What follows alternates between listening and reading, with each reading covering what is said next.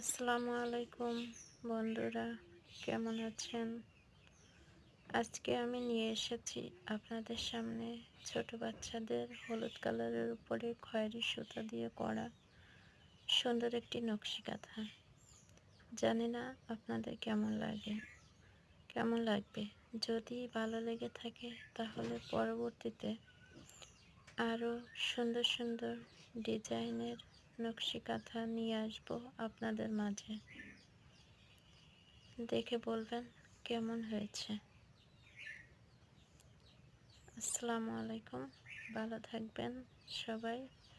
আর আগামী ভিডিও দেখার জন্য আমার সাথে থাকবেন। আল্লাহ হাফেজ।